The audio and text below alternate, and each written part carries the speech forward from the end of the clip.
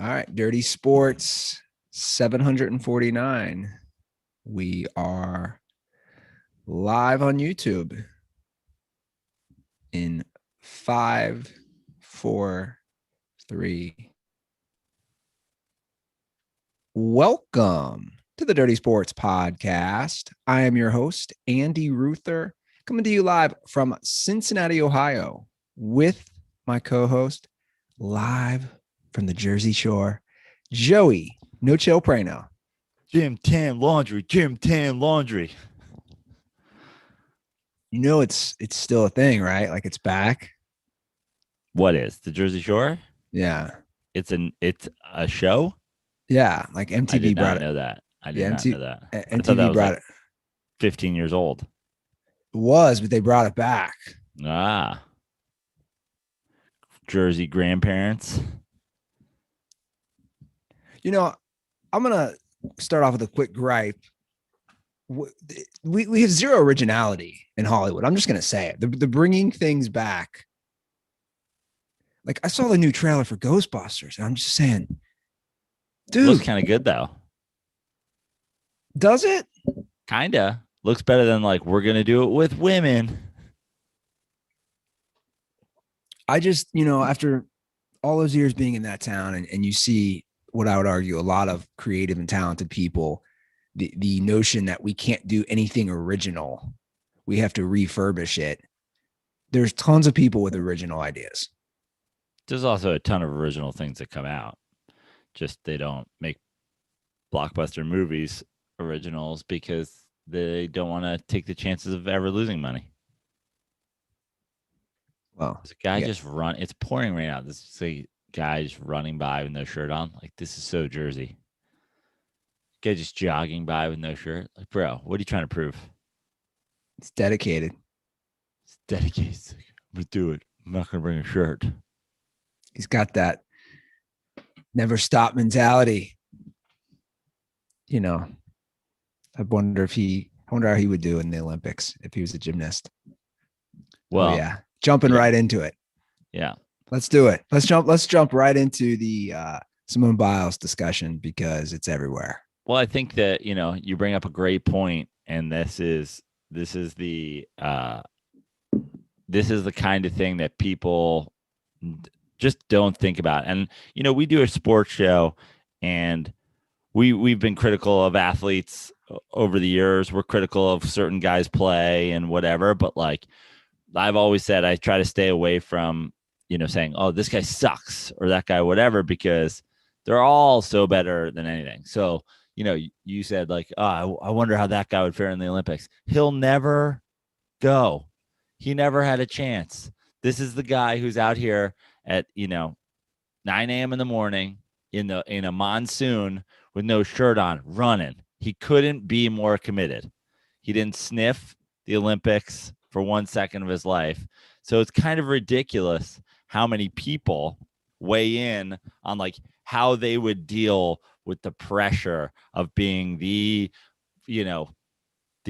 greatest gymnast in American Olympic history. It's like you never know because you've never sniffed that level of competitive, athleticism in your whole life. But meanwhile, everybody's like, well, if I were an Olympian, when I played JV high school basketball, I never sat out. You're like, yeah, bro, no one cared. Well, for me, I try not to care what everyone says on either side. I think a problem we have as not just a country, but a world, we lack empathy. And that's basically what you're talking about. We lack trying to understand someone else's perspective or what they're going through. And I think it couldn't be more evident now that, I told somebody yesterday, somebody asked, I've been doing some volunteer work, and somebody just walked out in front of everybody and goes, so what do we think of Simone Biles situation? And I said, you don't have to think anything of it. I was kind of a dick. I go, you don't have to have an opinion. It's fine. We don't know exactly what is happening, right? But to me, that was a prime example of what do we think? It's like we're forced as a society to have to think when we don't know everything. I mean, obviously, right. You can have an opinion on like what happened, and you can have an opinion on, how crazy it is, and the fact that she, trained all the last 5 years to get here, and then she gets there, and this happens. But I was a really, really good swimmer as a kid, like really good. And I burnt out as a child. I was like, this is too much. I want to play baseball. I want to play basketball. I want to play football. I don't want to swim twice a day, every day, and like have this be my thing. And by the way, my coach wasn't fingering my teammates and fucking raping them. And then me having to do press conferences to fucking talk about it. Well, she was also, and I wasn't doing it on a major level, and I wasn't and I was really good and burnt out. It's like the idea that these people are like, well, I'm just saying, if I was an Olympian, well, you're not, because you have never had that kind of drive in your whole life for anything. So for people who aren't aware, I just want to just briefly describe the life that she's lived, that she's had to fight just as a human. Take gymnastics out of it. Simone Biles she was put in the foster care the first 6 years of her life, her and her siblings. So her own mother had some, demons that she was battling. So she was in and out of foster care. So let's just start with that. Imagine you're not raised in a normal household by your own mom, by your own dad. She had it rough from the start, right? That's a rough way to start your life with no stability. Then she gets into gymnastics. Obviously, she's extremely talented. Like you said, all the hours, all the work. Then Larry Nassar sexually assaults her among God knows how many other female gymnasts. So she's battled some serious things, all while becoming, arguably, I don't know enough about it, but everything I read, the greatest gymnast in the United States history. So I agree. Plus I don't think people understand the pressure and the work in this. And that would be my argument, is like, if you look at the people who are critical, it's only people who you can tell have never faced pressure like that at all, one single time. It's talking heads. Like I have yet to see the big time athlete. I mean, ESPN, has all the talking heads and whatever, but like we're seeing all the kind of just guys who are known to just be talkers.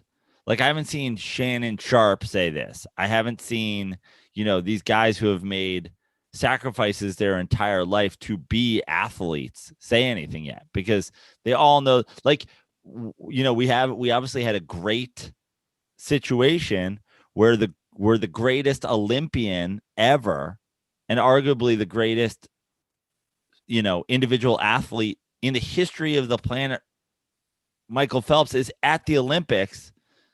And they're like, Michael Phelps, what do you think? And he was like, oh, I'm glad you asked me, because I won 8 Olympics 8 gold medals in 1 Olympics and tried to kill myself.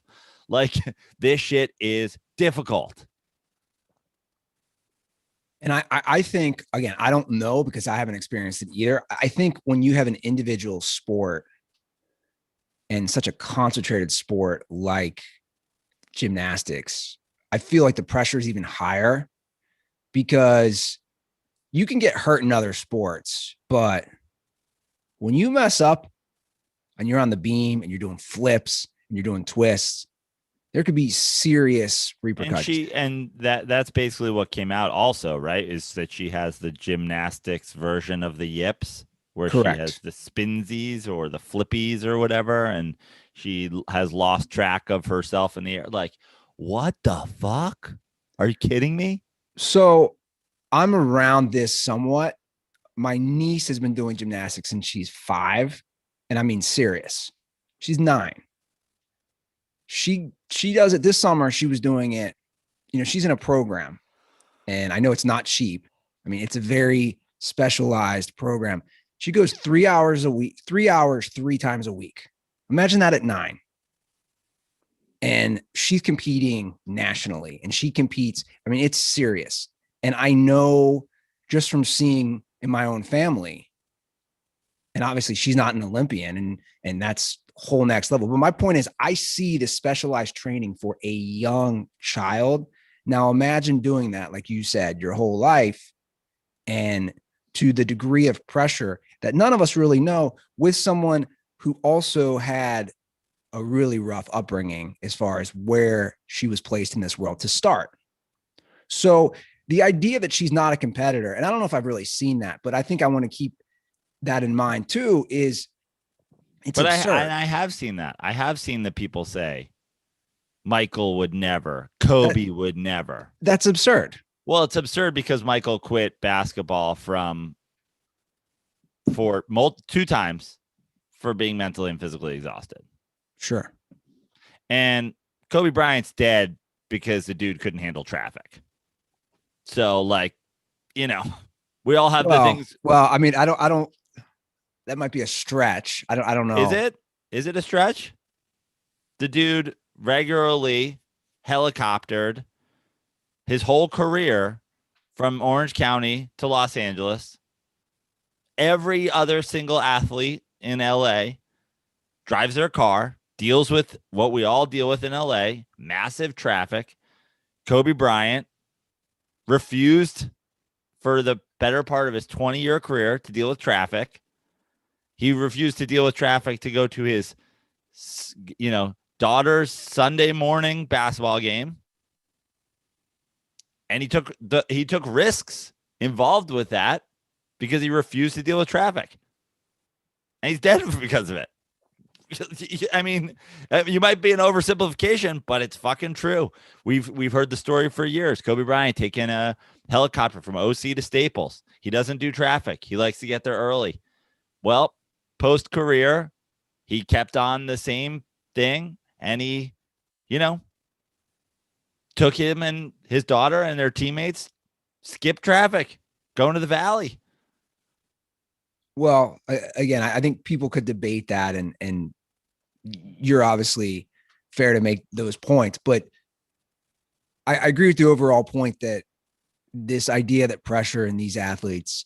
Now, you can get specific. I don't think Michael Jordan ever leaves Game 7, or LeBron, or any of those guys. I don't think they would leave for mental health reasons in the middle of a finals. But again, I think it's apples to oranges. Yeah, because Michael Jordan wasn't worried about how he was landing when he would jump. That's what I'm saying. Of his. He didn't have vertigo. Yeah, I think it's apples to oranges. But Michael Jordan did retire because he couldn't handle the media frenzy in the 90s. Nothing compared to what it is today, which we discussed at length during The Last Dance. So this notion that everybody else is infallible and she's not, it's just not fair to her at all. And again, to bring it back to what I said initially, let's just have some empathy here. She's 24. She's a kid. Yeah. She's 24. She was 20 the last Olympics. She's already accomplished. She wasn't at 20 years old. Michael Jordan was suckling Dean Smith's teat in Chapel Hill. Michael had not achieved a single postseason win at 24 years old. So let's just not compare pressures of 24-year-olds at the world stage to 29-year-olds and 35-year-olds playing in, essentially globally regional athletic competitions. Now, look, people can make an argument. I don't think this is all necessarily black and white. People can make an argument. Well, damn, she did it mid-competition. That's not good to her teammates to drop out. Look, people can make that argument. I'm not going to debate that. I don't know. We don't know how her teammates feel or if they're ever going to be honest about it. People can make that argument. But what is that? What is that argument then? That argument is she doesn't feel like she can compete, but she should. So like, are they arguing that she is lying and that she does feel like she can compete? Because if she doesn't feel like all these gymnasts, I mean, a female gymnast just won the all around gold medal just now, an hour ago or whatever it is.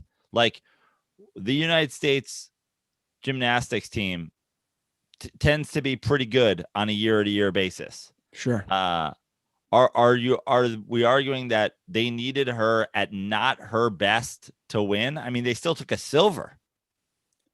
Yeah, well, I think the argument can be made, and I've seen this, and I think it's a fair argument that if this was going to happen, or if she was going into the Olympics with these feelings, she could have given her spot to somebody else. I mean, that's a fair argument. I'm not saying it's not a fair argument. Unless, of course, the vault that we saw that went awry was when she started feeling like she had lost herself in the air. And that's a fair argument back too. That's my point is I'm trying to see things from different angles as well. But I don't like when everyone just to dump or dunk on her is stupid, but also to give 100% free pass. I think I'm ready to examine certain other things, but also I think it goes I mean, I don't think there's even saying something like to give a free pass, like she dropped out of the Olympics mid competition saying that she wasn't like basically mentally capable to do it. I can't imagine giving oneself less of a free pass. Right? You went in front of the world. You're one of the most famous Olympic athletes at the moment. And you said, I can't do this. Like that takes that you take a gigantic hit for that either way. Like she wasn't like, hey, I'm going to go. And people are like, what? You know what I mean? Like she very much took it on the chin. She did, but she's also, on one side, but then she's also getting uber lifted and celebrated on the other side. I mean, this is an actual headline, which is, in my opinion, offensive to her amazing career. This is an actual headline. Simone Biles just made the most impressive move of her career. No, she didn't. Most impressive move is all those gold medals and everything she's done. To me, that's offensive to her career and everything she's accomplished. That the most impressive thing was her dropping out. I guess, Do you see my point though, Joe? Like that, yeah. To me, that's diminishing all the great accomplishments that she's done. Where my point is, I think the impressive, I think it's a pretty terrible phrased headline, but the point is like, she's obviously an uber talented, naturally gifted athlete. And, she probably never in her life thought, oh, I'm going to do the triple whatever. I'm going to do the Biles. I'm going to do something I competed, and thinks like this takes courage. You know what I mean? She's just like any fantastic athlete. She's just pushing herself to the limits, and she's doing things no one had done before, but like she progressed as an athlete. Whereas I think obviously the headlines that are applauding her as being courageous to be able to say this, unlike so many people through the years who just don't have the courage to say it and then melt down on a grand stage and then live the rest of their lives dealing with that, is, she, I feel like, went out of her way to say like, I can't do this. And like, I think that's something. No, it is. I agree. It takes balls. And honestly, you know what the thing is like, I think with stories like this, we often get caught up in the negative reaction more than the story itself, like the people who are calling her out. But like, take a look at that. Like, who have you seen anybody whose opinion you respect at all that's being critical of her? I haven't seen one. Every tweet I see that's being shared is Matt Walsh blog, Piers Morgan, Clay Travis. Like, and then that begs the question, like, why is it weird? Why does this break down that like weird conservatives think she failed? Well, I try not to follow that, as you know. I've been trying to ignore because I think all those people you mentioned feel like they have to take a side, and a lot of times more of a contrarian side. And I think I would argue that it's way more simple than that. I would argue that those guys take a side that's anti-black athlete. I just think that they are racists. Okay. Well, again, I wouldn't agree with that. I would disagree with that. I think that we live in such a identity politics, because in a way it is politicized. Everything is, and it's disgusting to me. I'm to the point of don't watch the news. Like, I'm not even joking to everybody. I would advise you not to watch the news because it's shit. It's all shit from one network to another. And I've been trying to ignore most of the takes. And again, I keep bringing it back. I just think there's a lack of empathy from people who are critical of her. And I think we should try to look for the good in this. And the good is it takes big balls to say, hey, I got some shit going on. I'm going to pull out. I think it's much harder to do that than to fail. I agree. And be I did my best. I do agree there. And I'm pulling out to put my team in a better position because I don't think at this juncture are as good as another great athlete on our team at her best. Now, at the same token, I know the pressure, as we know, is so intensified during these competitions. It's once every 4 years. And it's not just her. A lot of these athletes from around the world have had really rough lives. We know that. They come from war-torn countries and poverty. So a lot of people have gone through extreme situations. And we've seen time and time again in her career, she has risen to the top and battled all the things that she's had to deal with. But this time she said, I'm not capable, which is not an easy thing to do. So I don't think throwing her in the fire and casting her out like she's some pariah, I just don't think it's fair to her or to any athlete who goes through shit. But I do want to, can I pose a question though? I got a DM, and I think this is an interesting turn in the discussion. So shout out to Dalton Miller. DirtBall said, with how everyone is handling Simone Biles' absence from the Olympics and being proud of her, for the most part, I think people are. How is it different than when Kyrie took time off this season for personal reasons and everyone roasted him? Is it because he's a male and mental issues within males isn't treated as serious? No, I think the majority of the reason why it's different for Kyrie is one, Simone Biles has already achieved, has proven she can, has proven she can do it on the grandest stage, has done it as the number one. And so it's like the idea that we have all these athletes, think about the Peyton Mannings of the world. Like, oh, is he just not clutch? He couldn't get it done. So many times he couldn't get it done. Kyrie Irving has run himself out of multiple situations and has never achieved at the highest level, has only ever been somebody else's second, and is not open about what has happened. He's not saying, listen, I can't do this right now. I'm whatever. I'm gone 3 days here. I'm gone 3 days there. I'm gone because Black Lives Matter. I'm gone because my mom isn't feeling well. I'm gone because this. I'm gone because that. But also not answering questions about it. This girl came out and straight up said exactly what's happening. I can't mentally deal with this right now. I have the spinsies or whatever.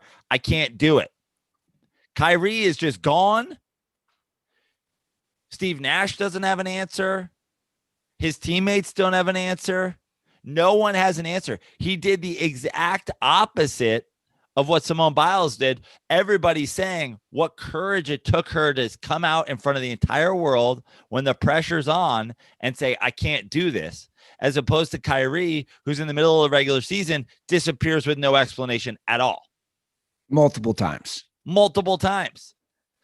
Everything that we're saying about, even the headline, impressive, courageous, whatever. If Kyrie Irving said, I can't play because of this, it would be understandable. But Kyrie Irving doesn't believe he owes that to anybody.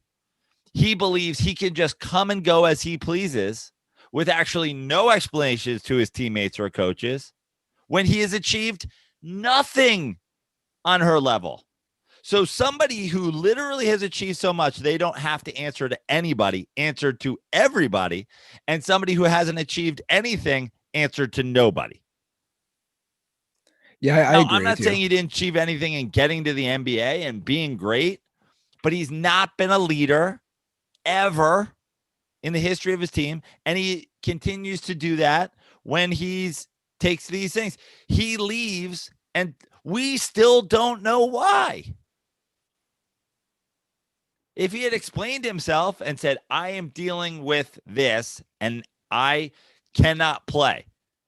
But every time something happens, people are having to do a link of like, what is going on right now? Is this because of the protests?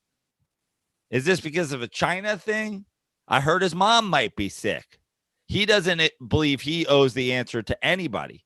Well, there's no transparency. In truly a team sport. Yeah. And I think that's the point. The lack of transparency with his team, with his coach, with the fans, with anyone. He's not acknowledging it. And you're right. She's already accomplished. It didn't matter what Simone Biles did heading into this Olympics. She'd already accomplished it all. Everyone had already mostly agreed she was the best U.S. women's gymnast of all time, right? She had already reached the peak. And you're right. Like Kyrie, while an extremely gifted and great basketball player, he's not on her level of what she's done in her sport and what he's done in his sport. And to be honest, I think, he hasn't done himself favors on some of the things he said. He garnered all those headlines for the flat earth and things started kind of with that. He's not helping himself. Simone Biles, from what I've seen, this is like the first time where anybody can even nitpick her as a person. Right. And we both agree that it's foolish. And another thing, her brother, she's going through a lot. Her brother was charged with murder in the last year. So that's another thing weighing on her. And I'll just we talk about transparency. Like, guys, I have a lot of rough days, like losing my parents. And mentally, I'm checked out sometimes. And I have battled a lot of demons in the last year and a half. So I'm definitely sensitive to her on these issues. And I had it a lot better growing up than she did. Like I don't think I could get on a stage right now. And I haven't performed in a year and a half. And that's to tell stupid Taco Bell jokes or whatever it is. I mean, I literally just asked you the other day and you're like, October is going to be here before you know it. I can't be on stage. I'm like, dude, it's 2 months away. But that's my point, is that I'm not there. Dude, I'm not there mentally to go on dates with girls. And I just think that these days, like, the courageous thing, the like, impressive thing, the whatever that everybody's saying is like, it's happening more and more. Naomi Osaka and, Simone Biles and whatever, where these people are saying, hey, they're just owning it.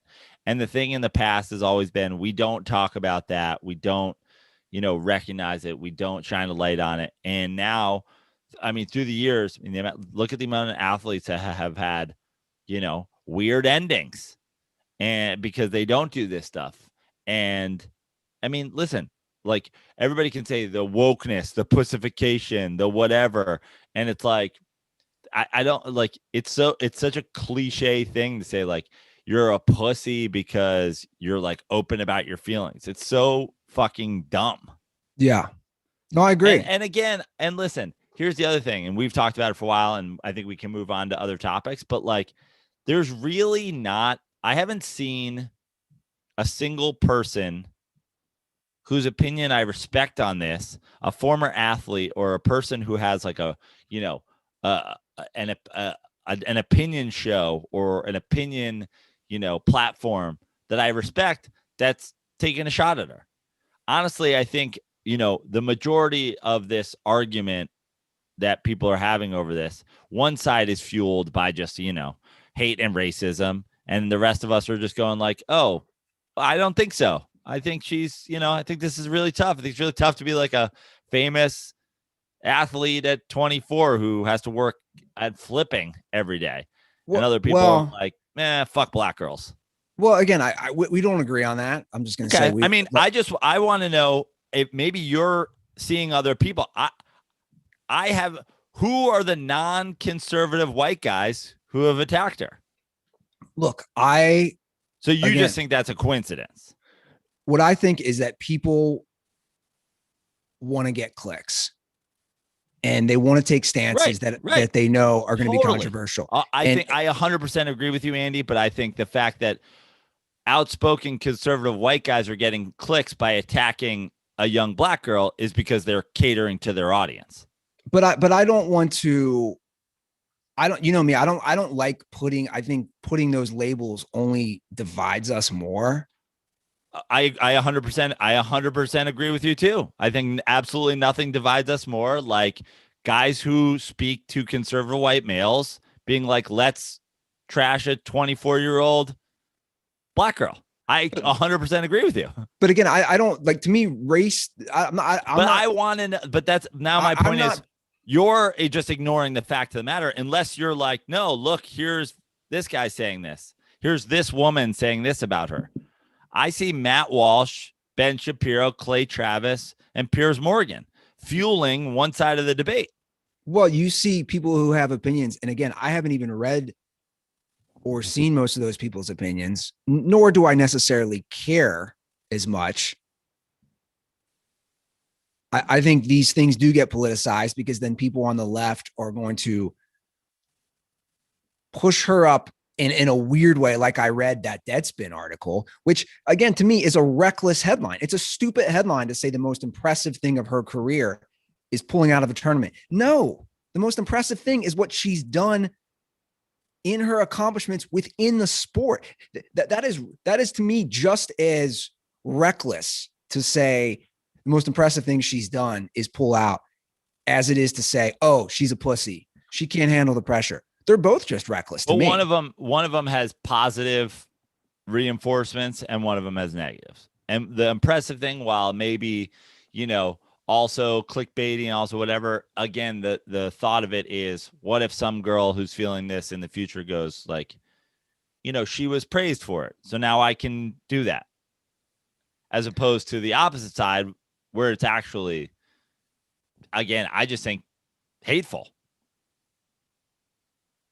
I don't think it's hateful. I think a lot of people are misguided, or they're guided again by clicks, by the contrarian stance, which we see in media, in social media. But the big takeaway that I just want to say to everybody, and we've discussed this, is, mental health is important.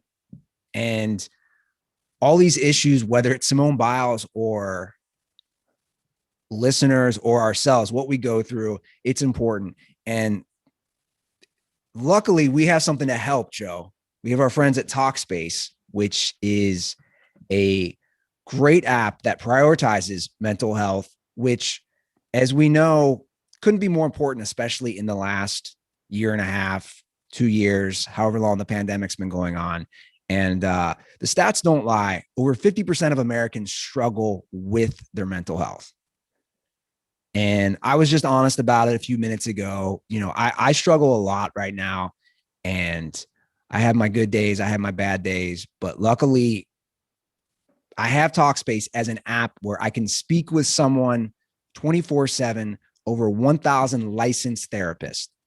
So if you're struggling with anything in life, you'll feel so much better talking to somebody. I can't reiterate that enough, whether that's via FaceTime, Zoom, text, all these things are available on Talkspace.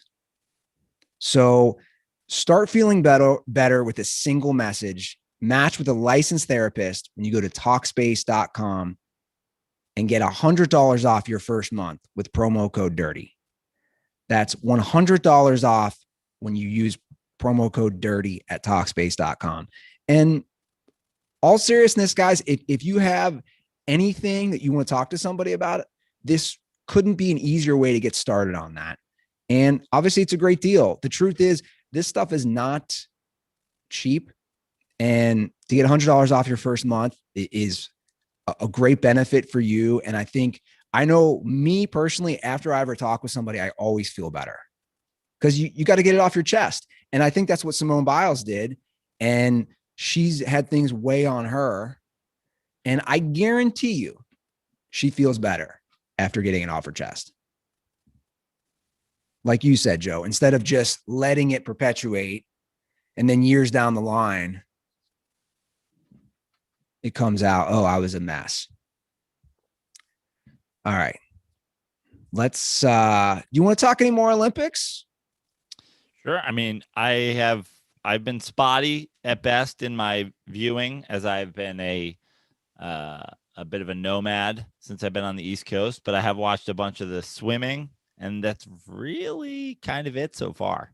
Okay. Well, we have an official Olympic correspondent. Okay. So shout out to Reed from NorCal, frequent caller of the show, also frequent Venmo donator for his calls. So much thanks to Reed. He wanted to call and leave. I said, you got 2 minutes because it cuts off at 2 minutes. He wanted to discuss the non-popular Olympic sports in a 2-minute review. And I think he did pretty well given that he had time constraints. So this is Reed's Olympic 2020 Tokyo Olympics update. What's up, Dirty Sports? It's number one Yolo County DirtBall Reed checking in with an Olympic update for non-marquee sports.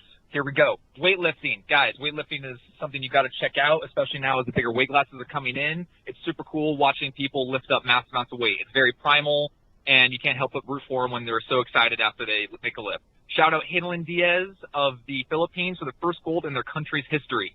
Guys, canoe slalom. Check it out. It's fast-paced. Lots of fun. You get to see that people contort super hard in the water, and it's very easy to follow. I don't know much to say about it. I've never heard of it. Started watching it. It's fun. Check out the kayak version as well. Judo. Guys, judo is one of my new favorite things to watch. It's very dramatic. It's not super action-filled, but when it does, it's quick and it's explosive, and I think it's an intellectual sort of sport more than a physical one, even though they're clearly struggling super hard against each other. Fencing. Fencing I like more because it is kind of goofy looking, how twitchy and like tap, tap, tap their feet go when they're moving forward. But otherwise, it's kind of interesting. I don't know if there's any more left in the Olympics, but it might be worth watching some replays. It can be kind of fun to watch. Also, the intensity in the upper level matches is cool. Handball. Handball is a combination of basketball and soccer, it seems to me. It's like soccer playing style and soccer like rules system, running clock, fouls are more possession based rather than scoring, but has a playing style and scoring rate like basketball. There's like pick and roll at the top of the key, some weave stuff. It's pretty cool. Rugby's physicality. It's worth a watch. The playoffs are coming up. The quarterfinals are coming up soon, so check in. Lastly, shout out Flora Duffy from Bermuda for getting the first gold in country history. Country of 72,000 people. Incredible. Condoms are for NBC commercial breaks. They are too long and placed terribly. Later, guys. Stay safe. It's pretty good. Yeah. I'm not going to lie. Like, Reed, in our history of correspondent calls, you summed up multiple sports in a concise and timely manner. I think you summed up more in 2 minutes than Jacob Faith summed up in 20 hockey calls. I think that's a fair assessment. I've been watching pretty spotty as well, but I've been enjoying. I'll probably watch for a couple hours a night, especially the swimming. Yeah, they move so fast. So I swam last night. That was a pretty impressive. The Ledecky anchor leg on that relay was pretty awesome. That's what I was going to say. So I swam myself last night, and I couldn't help think of just how slow and how shitty my form is. And then watching that relay where Ledecky came pretty close to almost winning against China. And when the U.S. placed second with the silver, she's just a beast, man. Yeah. Like those women are yoked. I would love to see, and so are the guys, but I would love to see just the percent body fat, how small it is on those swimmers. I mean, I remember that there was like back in the day when I was like, I mean, I was a kid, but like when I was swimming a lot, they would do that body test, and it was like a clip. It was like a little claw thing that they would put on your body, and then it kind of like drags off and it like clips whatever is like excess. And they were like, for most of the people on our team, it was like, this isn't even we can't even do it. It's like, it doesn't clip anything. So it's like less than is calculable with a pretty like, you know, antiquated little machine. But yeah, basically zero would be my guess. And obviously a lot of these athletes are yoked, but it's just like, I want to bring it back though to like last week or a couple weeks ago. I'm not going to lie. I'm watching these athletes and watching how good shape they are. I'm thinking, what are they doing in the village, Joe? What kind of swimmer orgies are happening? What's going on in the Olympic Village with all these in shape swimmers? What's going on, man? Tell me you're not thinking about that, because I am. I never think about it.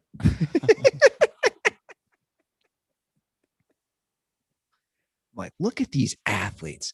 Maybe that's the thing with Simone Biles, is she just wants to get fucked in the Olympic Village. I don't know. Call me an old conservative white guy, but I remember the days when Mary Lou Retton could still win gold before getting fucked on a cardboard bed.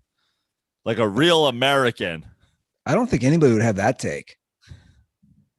I think I'm the only one out there who's watching these Olympics thinking, hey, are they going back to bang?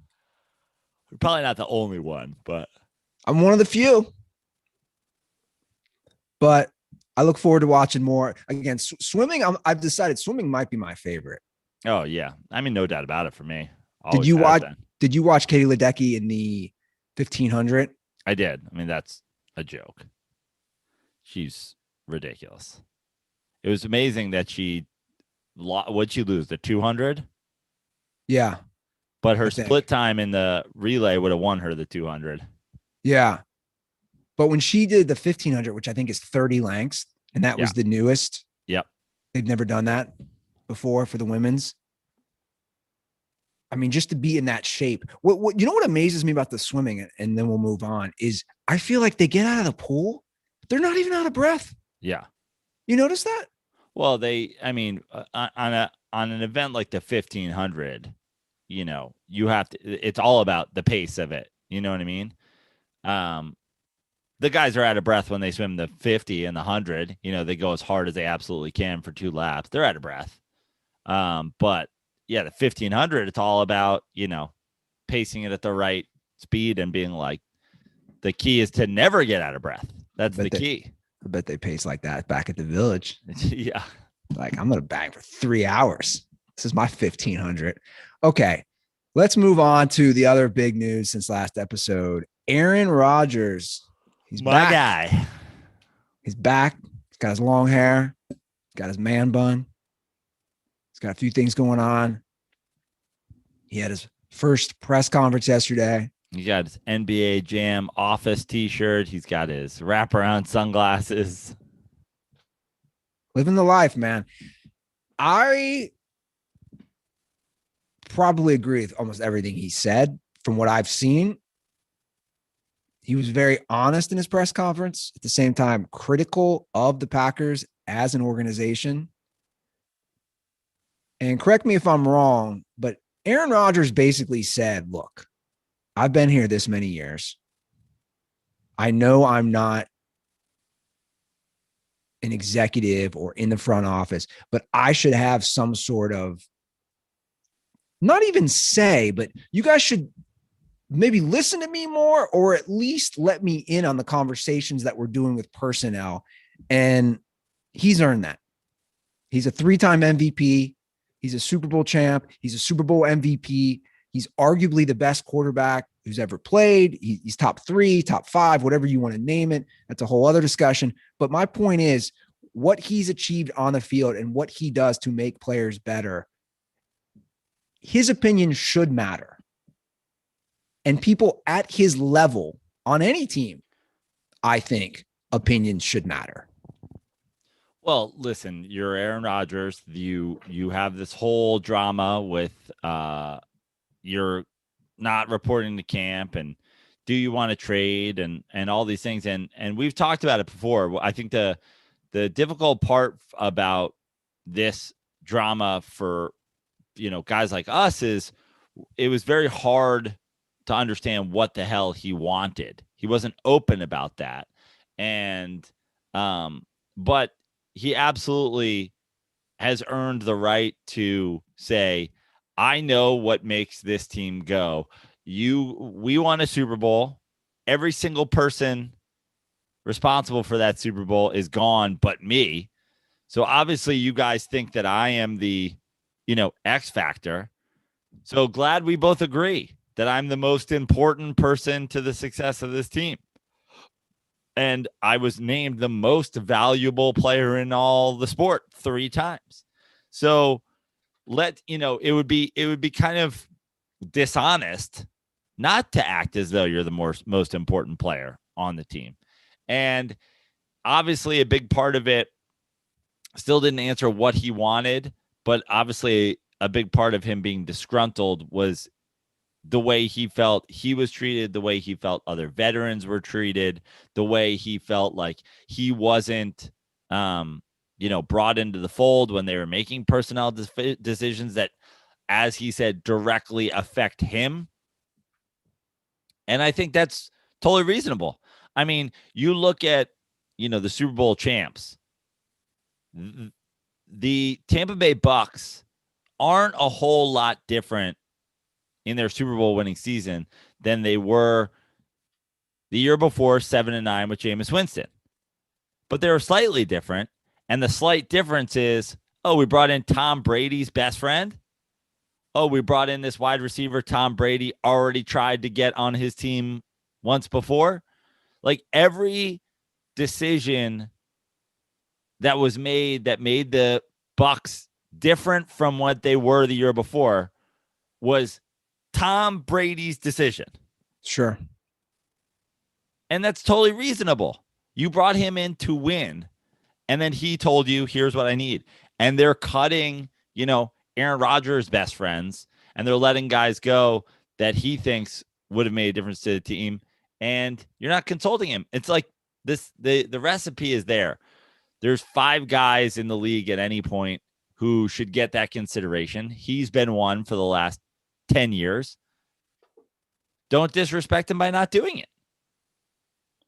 Yeah, and I understand it's a business and financial decisions have to be made. And he addressed that, in particularly talking about Jordy Nelson.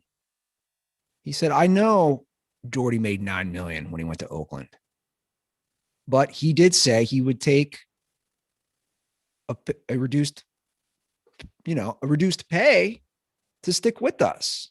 And he made valid points. I thought, he said, I thought, Jordy could help bring along, Devontae Adams. And he brought up Charles Woodson and Julius Peppers. And I thought Randall Cobb's coming back. Yeah. And I thought he made good points too, not just on the field, but the leadership that some of those guys bring and how important it is to have that veteran in the locker room. And I think a lot of teams don't follow that blueprint when they're trying to build a championship. And I think that's a problem. It's crazy to think, it really is, that they have not gone to him for any advice. And you're right. Look at the Bucks. Brady said, I want to bring Gronk back. I want to try to get Antonio. I mean, Bruce Arians went from no way in hell, basically, are we bringing Antonio Brown in, to Antonio Brown joins the team midseason and was a significant contributor in important games. You see what I'm saying? Like it's crazy to think that the Packers aren't following that same pattern to trust your multiple time MVP Super Bowl winning quarterback. It's just stupid. Yeah. And you're right. They are going to bring Randall Cobb back. And hopefully this makes things easier between the Packers and Aaron Rodgers, but you never know. I think egos are too involved in this stuff. I think sometimes, you have the executives, the GM, the president of football operations, whatever it is. And I think they don't want to trust. Well, I think that's reasonable in some situations. What team are we talking about here? What quarterback are we talking about here? You don't just immediately turn over your franchise and say Joe Burrow makes all the personnel decisions in Cincinnati, or Justin Herbert makes all the personnel decisions in San Diego or Los Angeles. But they're not Aaron Rodgers. Sure. Aaron Rodgers wasn't making all the personnel decisions when he came out as a rookie. But he's a 3-time MVP now. He's a Super Bowl MVP. He is the sole reason that they have been in contention at any point during his career. The guy that was in charge from a head coaching standpoint has been proven to be fully incompetent. So literally all of your success in the past decade rests on the shoulders of one guy, and you're not going to be like, hey, do you want your second favorite receiver to stay? It's just ludicrous. I mean, we talked about it before. I know everybody refuses to ever admit Michael Jordan was on a super team, but like it's in the book. It's in Phil Jackson's book. They asked him permission to bring in Rodman. Yeah. They asked his permission before they traded for him. Which was a smart thing to do. You go to your best player and you say, hey, do you want your fiercest nemesis rival to be on your team? Do you want your arch rival? Of course. We lost to the fucking Magic last year because they took Horace Grant. Of course we need to. I don't care if he's literally my number one most hated villain. We need him. I can't win without a power forward rebounder. Yes. Yeah. I want Dennis Rodman. And they're like, you're sure? Because you seem like you hate the guy. And he's like, I do, but I want him. Because I want to win. Right. And at the end of the day, that's all that matters. Aaron Rodgers, all he wants to do is win. That's all he wants. You can tell. There's some guys where maybe it's the money, maybe it's the personal stats, glory. Again, this is my opinion, but I look at Aaron Rodgers and I look at his career and I look at things he said. The only thing I see from this guy is that he wants to win. He wants to win. He's competitive to the utmost degree. That's all he wants. That's all Tom Brady wants. That's all Peyton Manning wanted. Like these guys have that in their DNA. That's all they want. All they care is a Super Bowl. So the fact that the Packers would ignore that for this many years, it's honestly kind of disheartening to think about the what if. What if they had listened to Aaron Rodgers the last 10 years or the last 5 years? What if they hadn't made these reckless decisions? Probably would have gotten rid of Mike McCarthy much faster. And now they've gone 26-6 and played in back-to-back NFC Championship games since that happened. Yeah. So now he plays this year, and his contract, he can leave after this year. That was one of the concessions that they agreed upon. Take a year off. But he also said in the press conference, right, that he doesn't have full say on where he plays next year, and that's a thing. So, I mean, there's definitely been some concessions given, but it'll be interesting to see what happens next.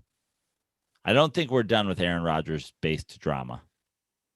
No, I don't think we are either. But again, he's commanded that respect. So anybody who wants to say, if there's people out there who want to say, oh, he doesn't deserve this, that's bullshit. Aaron Rodgers can say whatever he wants. Aaron Rodgers is the reason Green Bay has been relevant for all these years. I don't know anybody who's saying that. Yeah, and I would hope not. I mean, and if there are, it's like sourpuss Bears, Vikings, Lions fans, right? Yeah. And to me, another thing I want to address about this real quick, Joe, when I watch this press conference or the things he's saying, I love him as a teammate. Because some of the argument and some of the chatter was, oh, he's bailing on his team, this and that, with him coming in late and the uncertainty around him. Dude, this could not have been more evident watching this that actually he's a great teammate. He wants to prop up his teammates. He wants to trust the guys that he's practiced with, that he's seen elevate both on and off the field. Everything I see from this, I say, I want to play with that guy because all he wants to do is win. Yeah. So we'll see. I think he's going to be primed and ready to have another great year. So good luck, Vikings, Bears fans, and everybody else. I don't know. Do we want to, I don't know. Do we really want to play some of this Cole Beasley rap song? I mean, I don't need to hear any more. Like, Cole Beasley is so clear. You know, this is another one where it's like, who are these people that are defending him? You know, as opposed to Simone Biles, who are these people?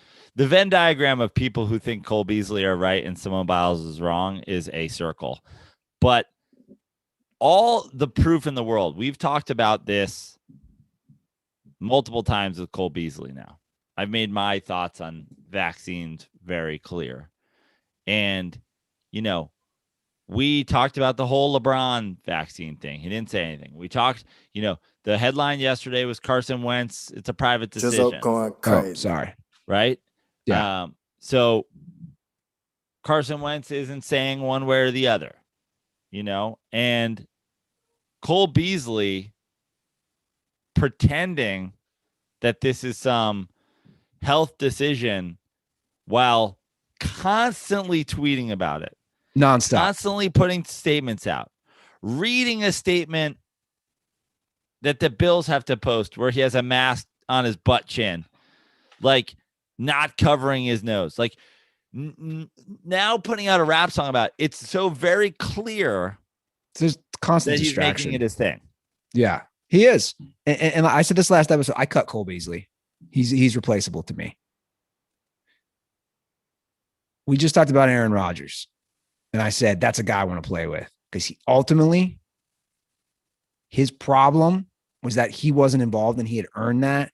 And his end game was to win, whether it was to keep Charles Woodson or Jordy Nelson or Julius Peppers or any of these guys. His end game is to win.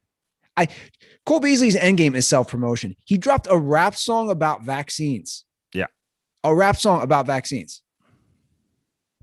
I'm gonna play a few seconds of it. Let's see what we think. Let's take out whatever the content is. Let's dissect his rap game a little. Swang and I swang and I swang and I swung. I don't pop the trunk, bitch. I came in a truck. I'm a country motherfucker. Grew up playing in the mud. Learned it at an early age. Never played with a gun. The whole world can suck a D with no hands. They all love to see me fall like the seam of those pants. Kill you with opinions, disagreed and go ham. The sense of me would be like trying to cover me with no hands. Not a chance in a couple million. Y'all change the colors that's around you like you a chameleon. If DID is red, it's so it's having fucking feelings. I'ma be bees to the day the legal come to kill them. They ain't fucking with me. They too ill prepared. Okay. First of all, it's garbage. You think it's garbage? Garbage. I think his rap skills are garbage. You think they're garbage? I don't think. How many times are we going to say hands in one rap? Oh, okay.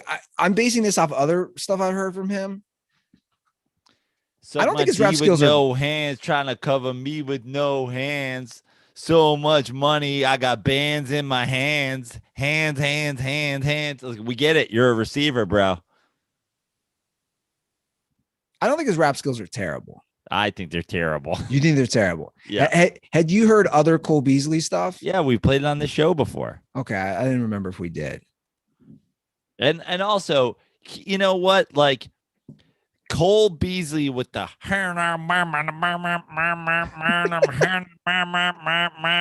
press conferences about freedom, and then goes up and just like fully fucking like becomes black. Yeah, I'll be honest. The voice changes a lot. He's like, man, well, it's just my personal freedom there. What the, you can't tell me, And now he's a fucking rapper. I mean, we talk about what's the fucking, what's the phrase I'm thinking of? Cultural appropriation. Jeez, this guy doesn't give a fuck.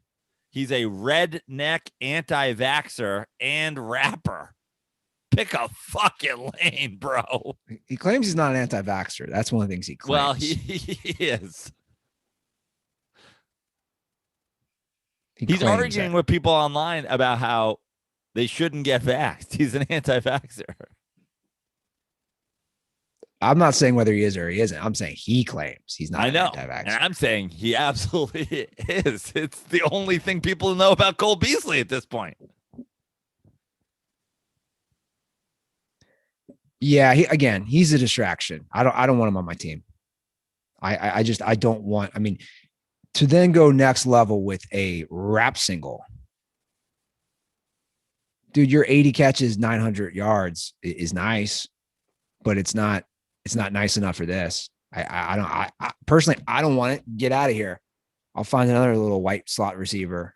I just need them to cut him because I want Ben Shapiro to make his buddy cop movie with him and Gina Carano fighting crime. I feel like you follow Ben Shapiro a lot, don't you? Dude, I literally don't follow any of these people. I'm just on Twitter and I'm like, these are the takes. Well, you know what you can do? What I started doing.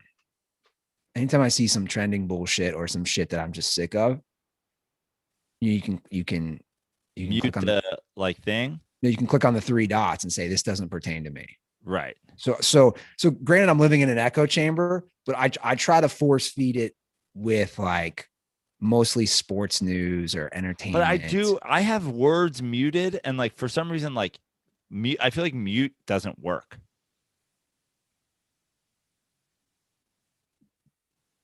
Yeah, because I put the word Trump into mute like 5 years ago. And you see Trump shit all the time, don't you? I do. Yeah.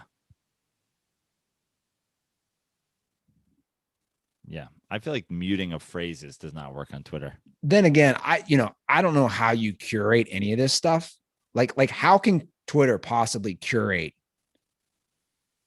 millions of tweets from millions of users daily? How do you who's curating that? Is it some algorithm? Yeah, probably. It's not some dude is sitting in an office in Silicon Valley saying, oh, wait, we let one get through. He muted this word. Final thing on Cole Beasley, and we'll move on. Will he play a full 17 games this year? No, because I think he'll miss at least one game with COVID. Because they're going to test him every single fucking day. I wonder if Sean McDermott has said anything to him. Like, dude, what the fuck, man? Come on. We're trying to win games here. We made it to the AFC Championship. We get this young, phenomenal quarterback. Got Stephon Diggs. We got a good defense. We're going to be right there again. We don't need we don't need your rap single, your multiple personality. I wonder how he talks to those guys. Yeah. Do you think he does Yosemite Sam, or do you think he does T.I.? That's exactly what I was wondering. How is he in the huddle? Well, it probably depends on where he is. First of all, in the huddle, he probably doesn't say shit because he's the fucking slot receiver. And Stephon Diggs is like, yo, shut your mouth, fucking slot boy. And in the locker room, he probably culturally appropriates depending on what fucking area he's in. When he's in like the anti-vaxxing D lineman fucking cowboy section, he's probably like, yo, they're crazy. America, mask I don't know, mandates. man. I think the anti-vaxxing crosses a lot of lines in the NFL world we're seeing. I think there's a lot of guys that are anti-vax or anti-COVID-19 vax. So I like that. Yosemite Sam or T.I. What's he going to do today? It's almost like it's multiple personality disorder. Maybe he should go on Talkspace. It's probably a side effect of his fucking the polio vaccine he got when he was 3. Yeah. Maybe he should be mentally diagnosed. Okay, Joe, let's talk a little baseball. Get? We have a quick call I'll get to. We'll start off with this discussion. What's up, fellas? This is Jew Boy. I want to talk about Trevor Bauer. So I see he's supposed to come back from another temporary suspension, whatever they're calling it. And it came out that his teammates don't want him back on this team regardless of the outcome criminally or whatever they're going to find out. So obviously this guy's kind of a D-bag. They just want us, World Series. They're probably a super close-knit clubhouse. And they just said, fuck it, we don't want him back. So they just signed this dude to a $100 million contract. So what do you think is going to happen and how this will work out later? So his whatever it is, exemption was extended again. Right. Another 10 days, which basically means he keeps getting paid while not playing. Yep. So I don't know. If you look at his numbers, he's having a great year. But according to LA Times article, and I read it, his teammates don't like him. But when he's on the field. And that's probably separate from everything. That's probably separate from this whole incident. Yeah. He's not a likable guy. He's not been liked essentially anywhere he goes.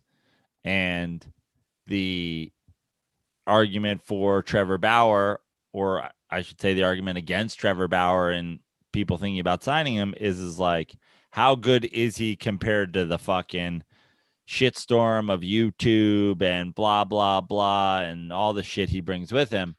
And on a different team, a team fighting to, be in the playoffs, whatever, I think it's a different situation. I mean, right now, the Dodgers are obviously not in first place, but they are 3.5 games up on San Diego for the second wild card spot.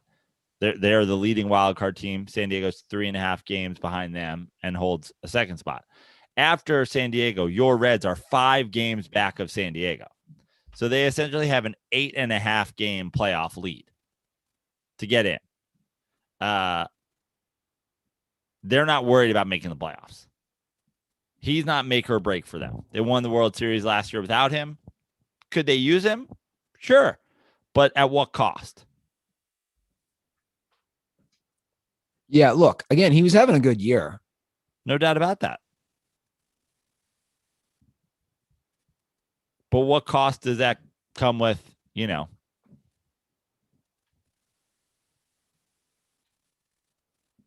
It's a good question. I don't know. I don't know how much he's disliked, how much validity is to that. And I'm sure there's probably a lot, like you said, take the sexual assault accusations out of it. He's always been outspoken. He's always been a polarizing figure wherever he's played. I don't know how it works contractually. You just signed a guy for $100 million. I'll say this. Do you cut him and eat the money?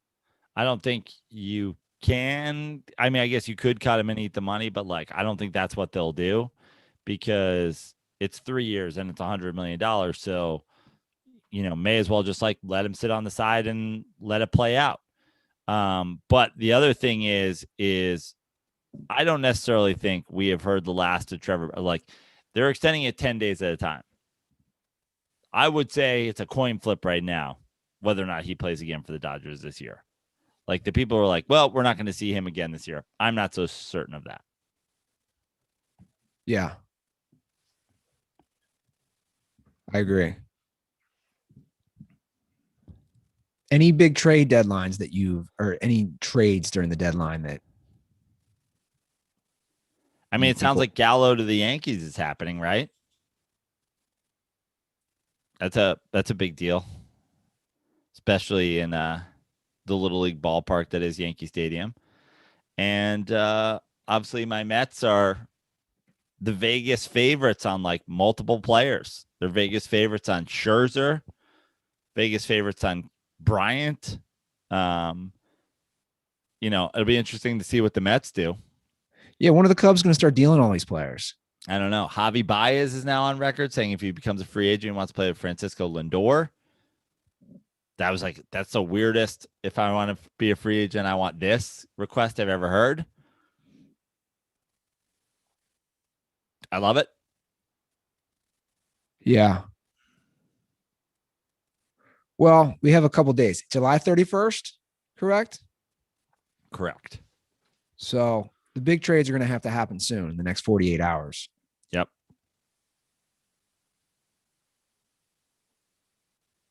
You went to what, 1 or 2 games at City?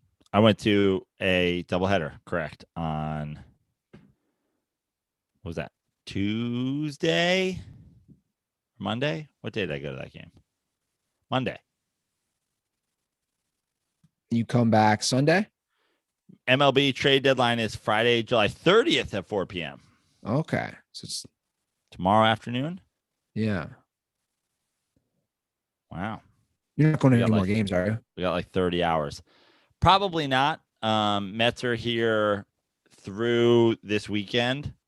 And it's my Reds, baby. Yeah. And I don't think I'll have enough. I don't think I'll have free time to get to a game then. And then I may extend my trip a day or two. But even that, they go on the road after your Red series. So I think don't think I'll be attending another Mets game while I'm here. Although I will be at multiple Mets games. Mets come to the Dodgers in just a couple weeks. And I already have tickets for one game. I'll be sitting with the 7-line Army. And then another game the next day, I believe, is Chris Wilde's birthday. So we're doing a Mets, Dodgers, Wild, and Sons birthday. Well, what I did like about your Mets game is that you posted a picture drinking a nice cold Miller Lite at Citi Field. Andy, I mean, listen, this isn't a criticism, but it is a little bit of a criticism. I like a ballpark where Miller Lite is available at absolutely every beer stand and concession area. They're kind of sporadically placed around Citi Field. Not every stand has them, but I quickly located one in my section that had Miller Lite Tall Boys. Was it the closest concession stand? No, but I made sure that I walked out of the way multiple times. I wasn't going to enjoy a double header of Mets baseball without enjoying a Miller Lite. And so I enjoyed multiple. Yeah. And right now, not planned, you and I are both rocking our fresh new Miller Lite hoodies, which they were so generous to send us. I love these hoodies. I love the like, I don't even know what they call it. It's like the weird like shadow logo. It's like just the outline of the logo. It's very cool. But my favorite part about it, I love that they brought back "Tastes great, less filling" as a slogan. Everybody remembers that. If you're my age or older, the Bob Uecker and all the "Tastes great, less filling" ads from my childhood. So for that logo, for that to be back and to be on the back of the sweatshirt, it feels great. It feels like it's a vintage sweatshirt with a new feel, you know? Yeah, really does, guys. Miller Lite has been the light beer with great taste since 1975, and this is what makes it an easy choice. So next time you're getting ready to enjoy cold ones with your crew, go to MillerLite.com/dirty sports to find delivery options near you. Or you can pick up some Miller Lite pretty much anywhere they sell beer. It's Miller time. Celebrate responsibly. Miller Brewing Company, Milwaukee, Wisconsin, 96 calories and 3.2 carbs per 12 ounces. Yeah, that hoodie looks great. Showing the back of it. And it is very comfy. And the Ruther gang will be rocking these all fall, all winter. Okay, NBA trade. There was a trade. Yeah. Then we'll get to some calls. The Grizzlies trade, was that the big trade? Or was there another one? No, that was, I mean, is there another trade I don't know about? No, that's what I was wondering. Okay, so Memphis is sending Jonas Valanciunas and the 2021 number 15 and 51 picks to the Pelicans for Steven Adams, Eric Bledsoe, number 10, number 40 picks, and a protected 2022 first round via the Lakers. Okay, so what do you think about this for Memphis or New Orleans? I like it for Memphis. I mean, I like it for both teams. But you know, I think Memphis with a playoff appearance last year and you know, with a pretty good fight in that playoff series, they're ready to try to put together a team that can win now. I like Steven Adams. I mean, it says the rumors I've read is Eric Bledsoe not likely to stay in Memphis. But Steven Adams, I think, is a nice pickup for them. And, you know, they're not moving huge lottery picks. Obviously, they're a team. And I like the deal all around. Yeah. Well, Memphis surprised a lot of people in making the playoffs. Obviously, you have a young star in John Morant. I like that they're already trying to make moves, trying to compete. It's a tough conference. And the draft is tonight. Is that true? Right? I don't know. Is that true? The NBA draft is tonight? Isn't it?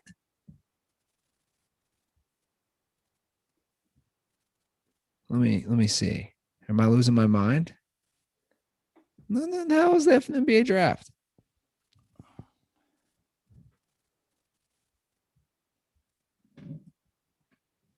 Why is this so tough to find? Yeah, it's tonight. That's wild. That's under the radar. And it's going against the Olympics. Everything is so jacked up because of the pandemic. Pistons, Rockets, Cavs, Raptors, Magic, your top 5 teams picking. Yeah. And most there's already been a number of folks reaching out to the Pistons to no avail. So it looks like they're taking Cade Cunningham. Yeah, a lot of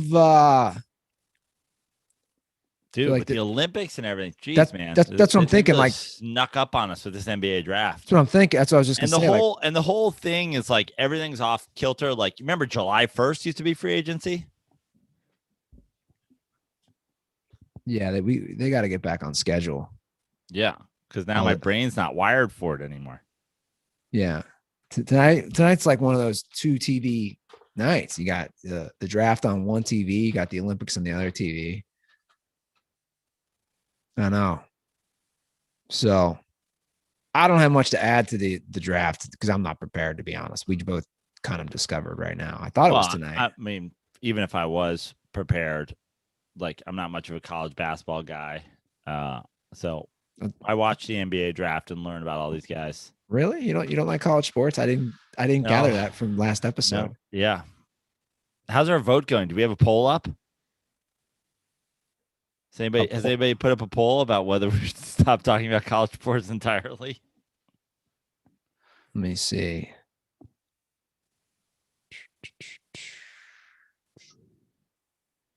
Should Dirty Sports continue to cover? Oh, we did it. Well, I'm not logged in right now. By the way, my headline, my episode title from last episode was stolen. It's unbelievable. What does This that is even mean? Yahoo story, SEC, the Amazon of college football. You know you're in trouble when you and the Yahoo headline departments are in the same pool, working in the same pool. They're 3 days after me. I was sitting on that one the minute Texas and Oklahoma were. I was like, oh, they're Amazon. I'm sitting on that one. What are you saying? What are you taking a dig at me, Yahoo? I'm taking a dig at both of you. I remember when I turned over from Yahoo to Google. What, like email? No, search engine. I can tell you. I know exactly. I know the moment I turned over. I was student teaching at Metro High School in St. Louis. And it was interesting high school. It was all men who were metrosexual now. Couldn't resist that hack joke. And I was in the classroom, and one of the kids, it's always the kids, right, who teach you. Yeah. He's like, you're student. I student taught freshmen. And how it works is, at least with me, you're basically a full-time teacher. You're basically paying to be a full-time teacher for credits. Mm-hmm. So it's like in between classes or whatever. And I'm on the computer, and the girl's like, dude, you're searching on Yahoo? Nobody uses Yahoo. So this is 2005. She goes, everybody uses Google. And I was like, really? Everybody uses Google? I've always searched through Yahoo. She goes, no, use Google. I forget her name, but I know her face. Like, ever since then, Google. Do you know your moment, Joe, when you switched from Yahoo to Google? No, I don't. Yeah, most people don't. It's a day that I will never forget. Okay, we have DirtBall calls. Let's get to them. The hotline is 310-359-8365. Drop us a call. Let us know what you think, and we'll try to get back to you. We'll start off with longtime listener, longtime friend of the show, the official rental car correspondent, CT, formerly from Seattle.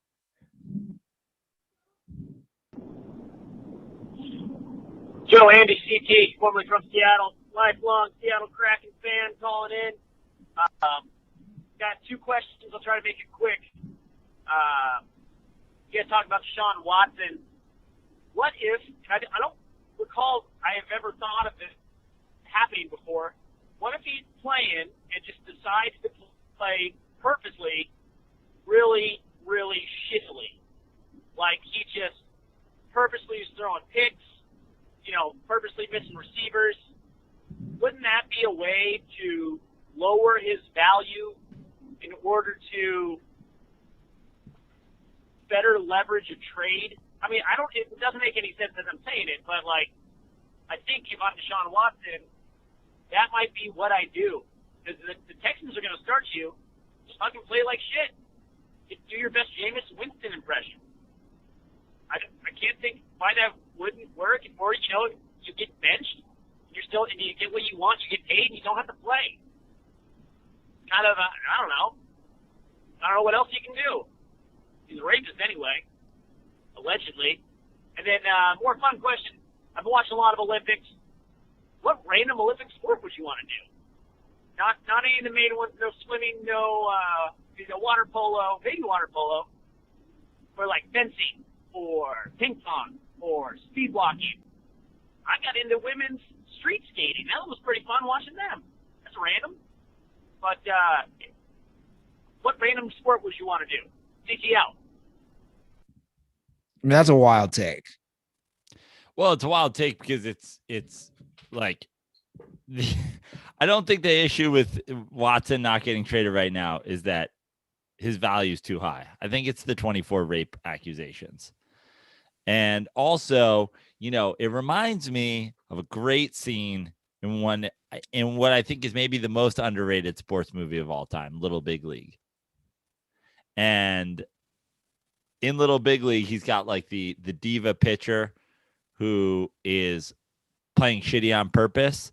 And the guy's like, hey, maybe if you don't want me to pitch shitty, you should trade me or cut me or whatever. You know, he's trying to get it's this exact plan. And the manager, who's a 12-year-old, is like, no, I don't think I will. I think I'm just going to keep pitching you. When it's your turn to pitch, you're going to pitch. And if you pitch shitty, you pitch shitty. He's like, what is the free agent market on an aging 36-year-old pitcher who can't get anybody out? And he goes out there in the next inning and starts dominating, realizing he's only hurting himself by being bad, which would be the argument I would make for Deshaun Watson. Even if he can get himself traded, he's only devaluing himself long term. Also in the NFL, you can be cut at any moment. So you just want to be as good as you can be. And also, again, the issue is not like, I think when you're a dominant quarterback, teams will give 4, 5, whatever. Like Deshaun Watson can command all of the picks if he hadn't been accused of raping 24 women. He's in my next tier as far as there's the upper echelon. And you could almost even say the super elites. I mean, you could also say, like, I would almost put, I would probably, if you had to, like, gun to my head, I'd say Mahomes, Rodgers is the first class. Yeah. And then obviously the next class is, you know, like a Brady. I'd put Wilson in there, and we'd probably disagree on that. And maybe 1 or 2 other guys. You know, Watson's like right there. I mean, I would say Watson's in the same class as Wilson. And I would say Brady is sort of a class all his own at this point because, like, where's Brady going at his age and his whatever? But, yeah, I mean, I think that your elite quarterbacks are the, you know, the Rodgers, Mahomes. And then I would say, yeah, I mean, I would say the next class includes Put Josh Allen and Wilson and Josh Allen. Yeah. Maybe Lamar Jackson.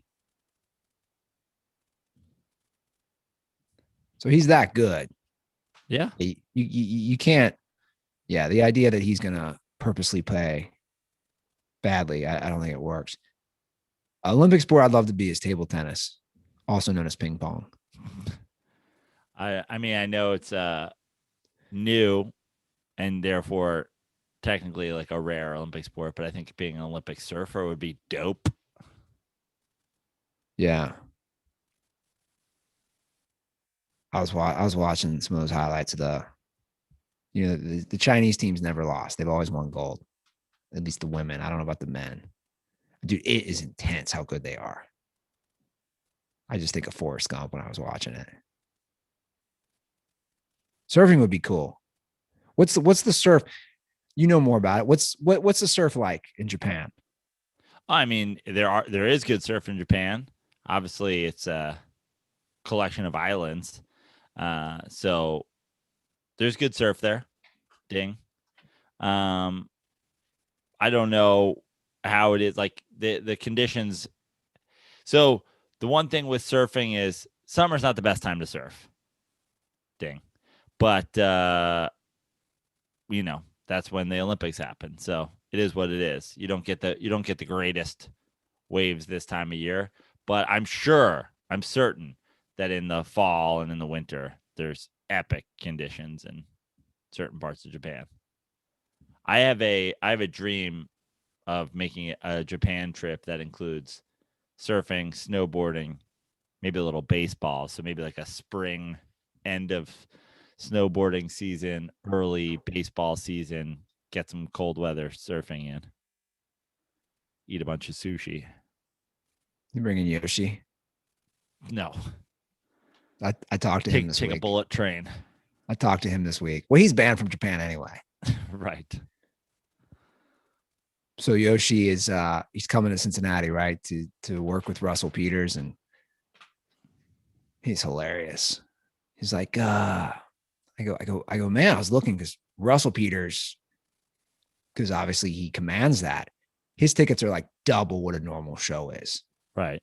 because normally he's doing theaters and stuff. So I told Yoshi's like, oh no, dude, I'll get you in. He's like, just hang out with us. I was like, I was actually like wanting to watch the show. He's like, no, just hang out in the green room. And I'm thinking, like, that's cool. But I also like want to see both Yoshi and Russell Peters, live, Yeah. like from an audience stand. And obviously I could probably do both. But Yoshi's hilarious. He just, dude, you know him. I go, where are you? And he goes, I'm looking at beautiful architecture. I'm in Montana. He goes, I'm looking at this church and it feels like it's something out of, Europe, 15th century. I'm like, what are you talking about? He's like, I got to run. Somebody wants to take a picture with me in front of this church. And then he told me he had recently visited the library where Ted Kaczynski was reading all his books. Nice. Yoshi's the weirdest fucking trips ever. The weirdest traveler ever. I mean, it really is a show. Okay, the next call, he does not want me to play, so I'm definitely going to play it. Okay. Sorry, guys. When you tell me not to play a call, I play it. Andy, number one farmer, DirtBall J from Minnesota. Hate to be this guy, but you seen what raccoons do to chickens? They run in the coop and they just fucking kill. They'll kill a chicken and eat the good cuts of meat off the chicken and just leave it there to rot. The vermin. Get a fucking double barrel shotgun like your Omar from The Wire, and if you see a raccoon in the trap, do what needs to be done, man. Don't play this call. This is fucked up. And have the general public. But for real though, raccoons are like vicious to keep fucking disease carriers. But I don't know. We went a little far with that. We don't need to release this to DirtBall Nation. Stay dirty, dude. I love how he thinks that went far. Me, when I catch a raccoon, shooting it. Yeah. I think that's the consensus from most people. In fact, you should have heard some of the wild things that my neighbors have told me. The one neighbor, that's exactly what he said. He goes, I got a shotgun. He goes, you catch two of those things, and they're vicious, they're disease carrying, they're savages. My other neighbor says, dude, you know what I would have done? Because he caught on the side of your house where the sun just bakes. He goes, I would let him just die. He goes, you keep them in that cage for 24 hours. They're nocturnal. They're just going to bake and die. I go, well, they're not vampires. I don't know how long. I'm melting. Yeah. I don't know how long in the cage it would take without food, but the solution, get comfortable. Goldberg on. You get comfortable would be to shoot them. But then I said, okay, then how am I dealing with the carcasses? There's blood and brains everywhere. Like, you got to think these things through. Oh, put the cage in. I'm not putting a cage in my car of two grown raccoons. Although I have to make a confession. Oh boy, here we go. Well, it's not a confession, but it is a confession. I came home Friday night. One of them's got to be lingering.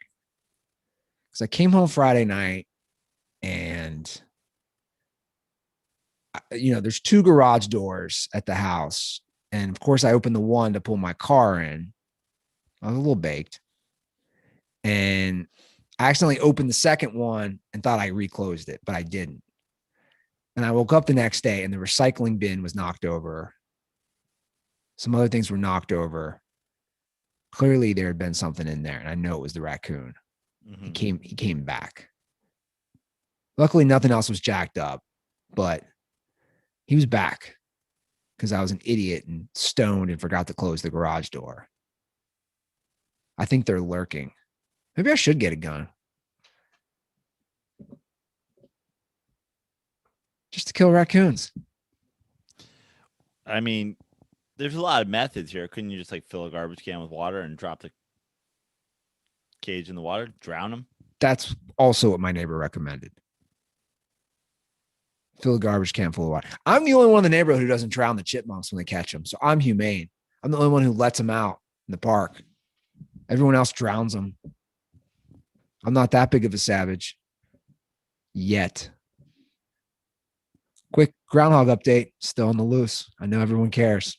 Still on the loose. I'm not even trying. I'm throwing in the towel. Okay. This is a response to you. This will be our last call. Okay. Even though he says both of us, but I didn't really say this. Hey boys, second Minnesota Dirtball up here with Jay. Just calling in. I want you guys to expand a little bit more on Jay's call as far as like the Kirk Cousins, Jordan Love slander or whatever. Kirk Cousins is, I don't think he's as bad as you guys think he is. He's pretty fucking horrible, but I mean, Jordan Love hasn't played a down of football. How can you say he's better? I mean, maybe you guys know something I don't. If you can expand on it a little bit more. I agree. Otherwise, though, the Packers aren't falling off. Definitely not winning the division, but this Vikings team is pretty good. I mean, with Kirk Cousins, they're not going to win a Super Bowl or nothing, but I would take that over Jordan Love and the Packers winning the Super Bowl. So I don't know. Let me hear it. Condoms are for the whole AFC except the Buffalo Bills. See you later. So this was based on last episode's call where Jay from Minnesota was saying, oh, you know, he was it's funny. He was talking shit about the Packers and you're going to fall off. Well, a lot's changed and now Aaron Rodgers is back. So good jinx right there. And you said, this was not me. Yeah. You would rather have Jordan Love, who's never played it down in the NFL on your team, on the Packers, than Kirk Cousins. Correct. It is a bold claim. I don't know if I agree with that. Is it? Jordan Love was picked where? I don't know, 20s. And Kirk Cousins was picked where? That doesn't mean anything to me. Well, it means that Jordan Love is better than Kirk Cousins in college. And here's the thing. Let me ask you this very simple question. Have crazier things happened than Jordan Love taking over for the Packers and winning the Super Bowl? Like, is it out of the realm of possibilities that Jordan Love is really good and wins the Super Bowl? There's a 1% chance that it happens. Yeah, maybe. There's a 0% chance that Kirk Cousins ever wins a Super Bowl. He's not good. He's not good. He's not been good anywhere he's been. The Redskins didn't want to give him a contract. The Vikings gave him a contract. The Vikings haven't been good with him. The Vikings did what? Played in an NFC Championship game with, who was it at this point? Case Keenum? They're in an NFC Championship game with a backup quarterback. They signed Kirk Cousins to a big deal. They've won one playoff game since. Kirk Cousins never plays well in big games. How long do we give Kirk Cousins to prove that he is garbage? Well, I don't think that's the debate. I think the debate is I understand the debate. The debate is Jordan Love better than Kirk Cousins? We don't know, but we do know that it's not a high bar. I will take my chances. He's got a road playoff win at New Orleans. Woo! Fucking Jesus. Look, I know. I'm just saying. For all the people out there, the reason Colin Kaepernick's not in the league is he's trash. More road playoff wins in a fucking one off season, in one postseason, than Kirk Cousins has in his entire career. Well, but look, that's besides the point. My point is Kirk Cousins, I'm not a fan either, but we're talking about a guy who hasn't played it down in the NFL. Yeah, I know. And what you're saying, let's just put this in a box right now. Let's say 2021 Green Bay Packers. Yep. You're telling me you think they have a better chance of winning? I'll put it in a way I'll put it in a way that you can understand, Andy. Okay. We know nothing about Jordan Love as a quarterback, correct? Correct. We know nothing about Jordan Love's culinary talents. Correct? Correct. Who makes a better sandwich? Jordan Love or Subway? I mean, if you had to bet on who would make a better sandwich, you don't know if Jordan Love's ever made a sandwich in his life. Would you rather eat a Jordan Love sandwich, sight unseen, or a Subway sandwich that has yoga mat particles in it and the tuna is an unknown substance? I'd rather have Jordan Love's. Correct. Kirk Cousins is the Subway sandwiches of quarterbacks. I know exactly what I'm getting. Weird, not tuna, yoga mat trash. We know Jordan Love is a quarterback. We don't know if Jordan Love's ever made a single sandwich in his life. I would rather eat a Jordan Love sandwich than Subway sandwich. I'd rather have Jordan Love at quarterback than Kirk Cousins at quarterback. Subway sandwiches is the fastest growing franchise in the world. It's changed. Okay. Well, it's up there. Subway sandwiches record of success is far greater than Kirk Cousins' record of success. And I would rather eat a Jordan Love sandwich, not knowing if he's ever even made a sandwich in his life, than Subway. I do know for a fact that Jordan Love has played quarterback at some point in his life, and I would take him over Kirk Cousins. Have you seen a lot of these Olympic Subway commercials? No. And I don't have cable, but when I was with my buddies watching the Olympics on cable, they were running them nonstop. It's pretty offensive. Like I tweeted about it. Here's what's offensive to me is we talk about athletes and like things they promote and the importance of that. Like, I'll just say it for Tom Brady and Megan Rapinoe, and I forget who else is in the commercial, for all them to push a shitty product that they know. Isn't it kind of funny though, for people who claim they're only going to push, like, I'll be honest. I think it's kind of fucked up, isn't it? Yeah. But like all these people who are outspoken in a lot of other areas, they're all in this commercial together, they're all having a good time, and they're eating Subway. They're eating fresh. Like, they don't eat this crap. I would never push a product.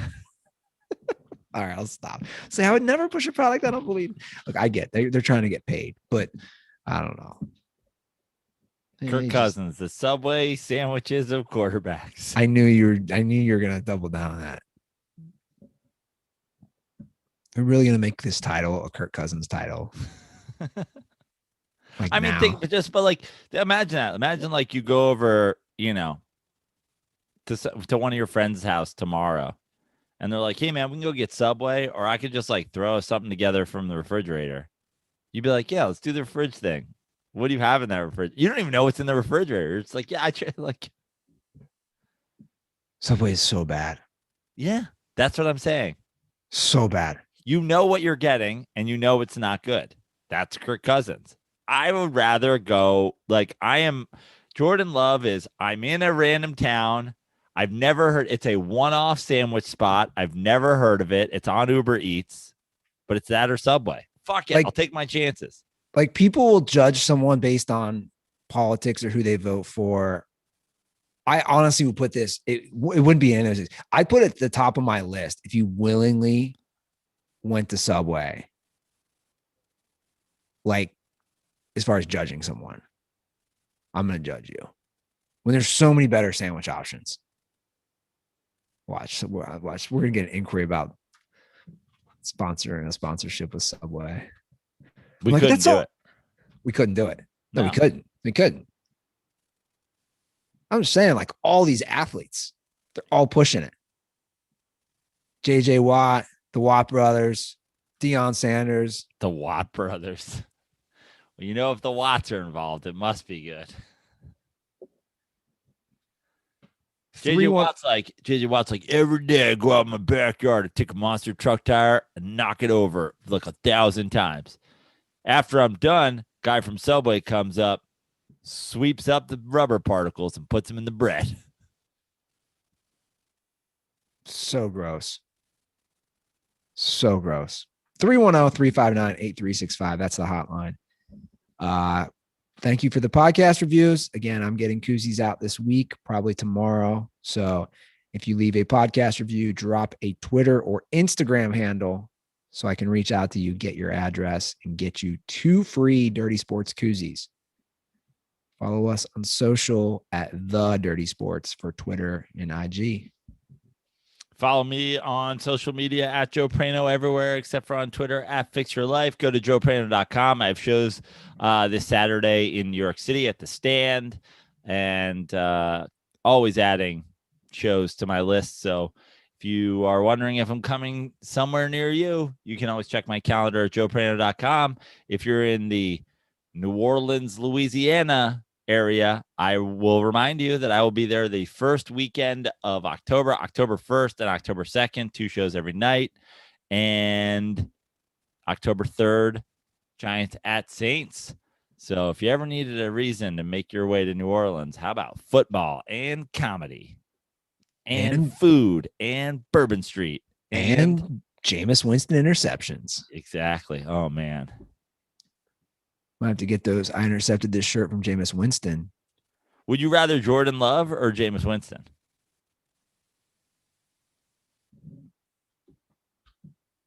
For the Packers? You're starting a franchise tomorrow. They're like, you can have a proven Jameis Winston or an unproven Jordan Love. Jordan Love. Yeah. So what are we talking about? Why was I treated like I'm crazy? I wasn't saying you were crazy. I was just wanted to. You're like, I didn't say this. I didn't say this. I want to be on the record of saying this is not my statement. Well, I'm not a Kirk Cousins fan. I don't know, man. You got a guy who's never played it down. You just took him over, Hall of Fame trending Jameis Winston. I would argue Kirk Cousins has had a better career than Jameis Winston. I would argue that they're both bad. I was reading a deep dive on Jameis, actually. That there was a big article on the quarterback rankings in The Athletic. And basically, they keep doing unnamed sources from coaches to personnel in the NFL. And it was interesting reading his. The guy was basically saying, dude, he's always going to be feast or famine. If you dial down, which Sean Payton will probably do if he's their quarterback, you dial down the amount of throws, you're also going to have reduced touchdowns, reduced yard. Do we think Jameis Winston is their week 12 starter? I think there's a good chance. Really? Yeah. I want it personally. I want him to be the week 1 starter. Right. Well, I want him to be the week 1 starter, but do you think he's the week 12 starter? Okay. I see what you're saying. I don't know. Probably not. Yeah. Love it. All Trade right, for Jordan Love. That's the show. Thanks for tuning in, guys. Trade for a tuna sandwich. Have a great week. Have a great weekend.